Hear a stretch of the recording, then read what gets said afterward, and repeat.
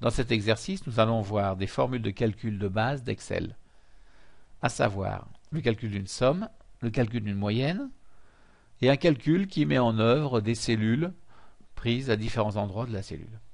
Alors on commence par le calcul d'une somme. Vous avez ici des personnes qui vont à leur travail et pour cela parcourent une certaine distance. Monique parcourt 8 km, Yves parcourt 16 km et Jean-Yves 81.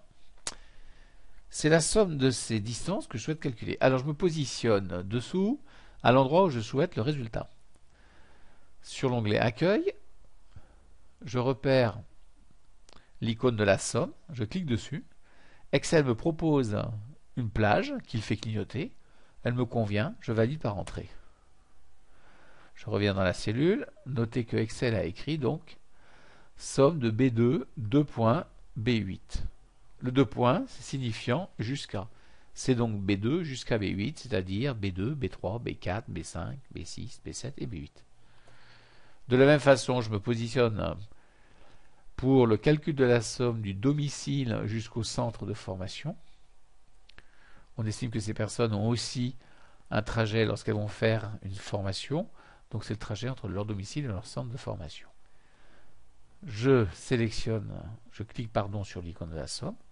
Excel propose une plage qui me convient. Je valide par entrée. Je continue. Bon, pour être plus clair, j'écris le mot total ici. Et je vais calculer la moyenne. Je me positionne à l'endroit où je souhaite avoir le résultat. C'est donc la moyenne des trajets pour aller au travail. Sachant que certains en font que 8, d'autres vont jusqu'à 81 km. Et c'est la moyenne de ces trajets que je souhaite calculer. Je me positionne au niveau du résultat. Cette fois-ci, je repère l'icône de la somme. Je clique à côté. Vous avez un triangle. Vous cliquez dessus et vous avez dans la liste la fonction moyenne. Vous cliquez dessus. Excel vous affiche une formule, moyenne de B2 jusqu'à B9, vous propose une zone qu'il fait clignoter. Attention, cette zone n'est pas pertinente puisqu'elle va un peu trop bas, elle englobe le terme 148. On n'en a pas besoin. Donc c'est à vous de corriger avec votre souris et d'indiquer à Excel la zone que vous souhaitez, la plage que vous souhaitez. Vous cliquez sur le premier 8, vous cliquez et glissez jusqu'à 81 et là vous relâchez. Vous avez modifié la zone, la plage, qui va maintenant uniquement jusqu'à B8. Et vous validez, alors soit au clavier par la touche Entrée, soit en cliquant ici. Donc ça c'est fait. Je vais faire de la même façon la moyenne pour les trajets domicile-centre. Je me positionne au niveau du résultat. Je déroule la liste pour récupérer la fonction moyenne. Je clique. J'analyse la zone proposée par Excel, elle n'est pas pertinente, je corrige. Je clique sur le 50, je le maintiens enfoncé et je glisse jusqu'à 91. Je valide en cliquant ici ou en faisant entrer au clavier. Voilà, donc Excel nous a calculé la moyenne. Alors les deux informations de moyenne, je les sélectionne. Pour adapter leur format, je souhaite uniquement 2 chiffres après la virgule. Je sélectionne ce format dit de nombre et ça me convient. Donc nous avons présenté ici deux fonctions de calcul d'Excel, la somme et la moyenne. Alors continuons avec d'autres types de calculs, on va dire plus simples, qui font appel uniquement à des cellules prises à différents endroits de la feuille. Alors je souhaite calculer le remboursement. Je vais écrire ici à la ligne dans la même cellule. Je fais Alt Entrée. Remboursement dit généreux. Et je valide. Je aligne sur la gauche. J'élargis la colonne.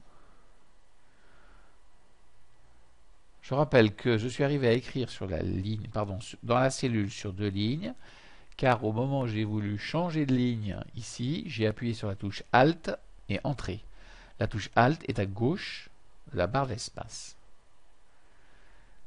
Notez que cette zone dite barre de formule peut être rétractée en cliquant sur ce chevron, redéployée en cliquant à nouveau sur le chevron, et on peut même en ajuster la hauteur à plus large, plus haut, en cliquant et en glissant sur ce trait.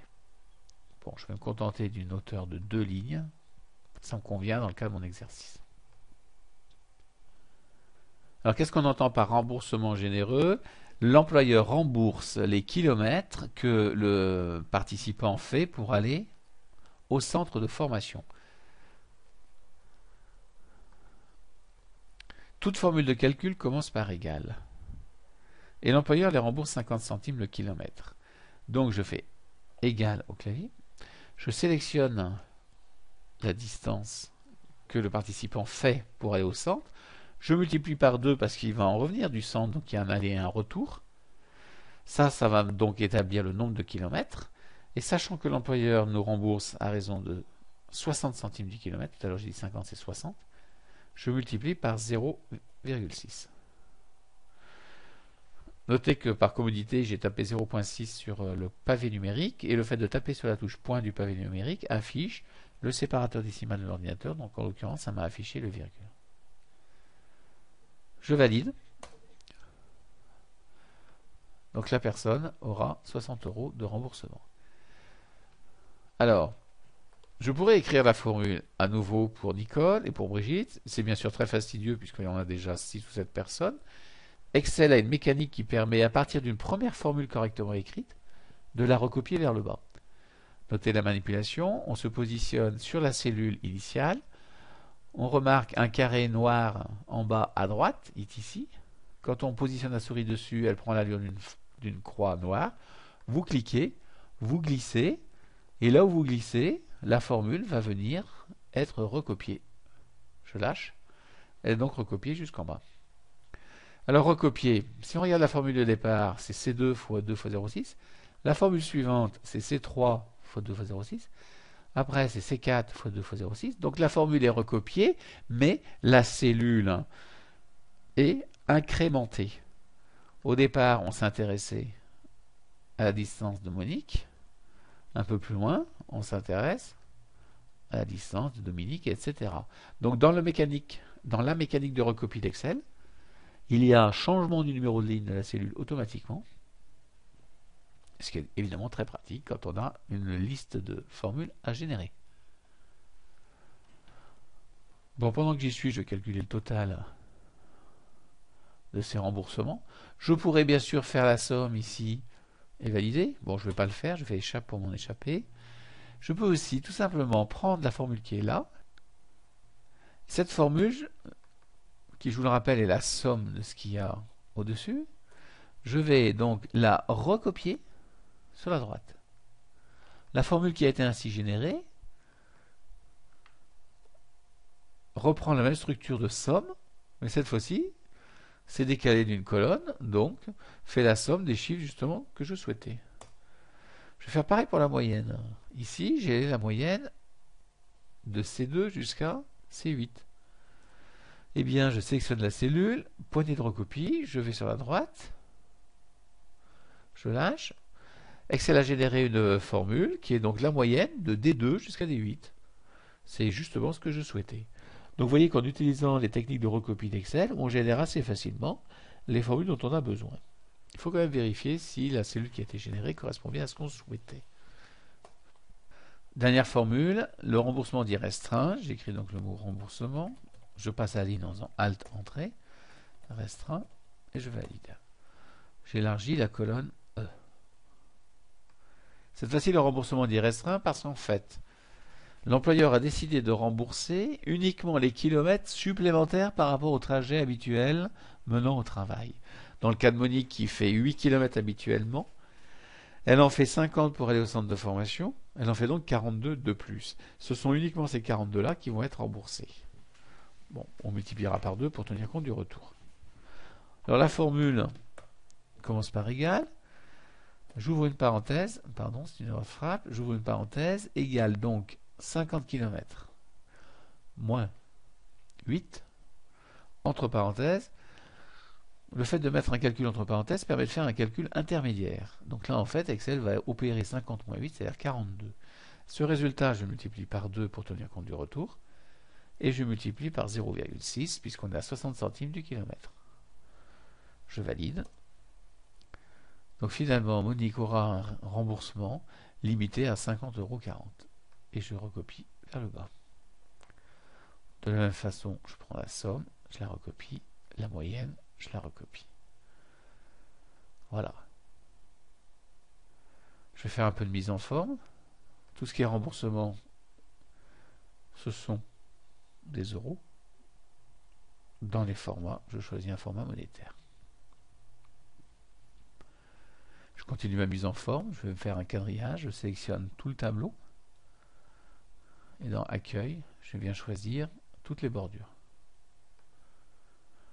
Je continue mes mises en forme. La première ligne ici, je la sélectionne. Je vais centrer les textes, aussi bien horizontalement, et regardez bien ce qui se passe sur le mot prénom. Je le centre verticalement. J'ai centré toutes les cellules de la première ligne verticalement. Pendant que je tiens cette sélection, je vais mettre une couleur. Voilà. Je continue ma mise en page. Cette fois-ci, je vais régler les marges. Je vais déjà regarder l'aperçu avant impression. Donc vous avez l'aperçu avant impression. Ici, je vous rappelle que si vous ne l'avez pas, c'est qu'il faudrait le cocher ici. Donc moi ici je l'ai, je clique dessus. J'ai un tableau qui conserve de l'allure. Page 1 sur un total de 1 et tient bien sur une seule page. Je quitte ce tableau. Je vais souhaiter mettre ici quelques informations au-dessus du tableau. Je ferme l'aperçu. Je vais passer dans un mode d'affichage qu'on appelle l'affichage de la mise en page, qui permet d'écrire directement dans la zone supérieure de la page qu'on appelle l'en-tête. Je clique dans cette zone et j'écris, comme il est demandé dans l'exercice, trajet, remboursement des frais, des déplacements, on va écrire.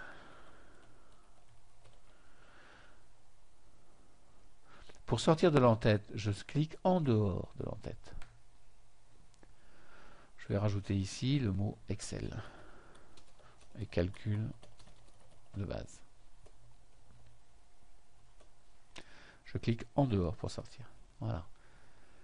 Je vais quand même vérifier mes marges. Alors les marges, vous les réglez dans mise en page, marge.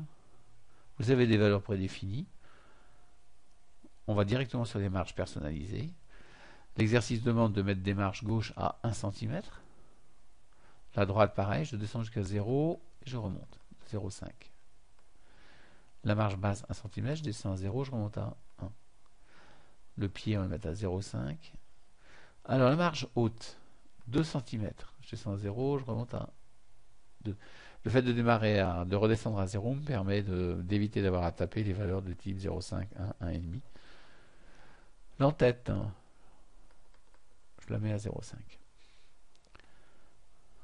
Le tableau, je vais en plus le centrer horizontalement. Voilà, il a été réparti de part et d'autre de la feuille. Je valide. Je regarde l'aperçu avant impression. Voilà, mon tableau est centré. L'écart qui est ici correspond à l'écart qui est là. Et là, vous avez en tête. Notez que dans cet aperçu, quand je clique dessus, vous dézoomez. Quand vous recliquez, vous rezoomez. Voilà, l'exercice est maintenant terminé. Vous verrez dans d'autres exercices l'utilisation de fonctions de comptage.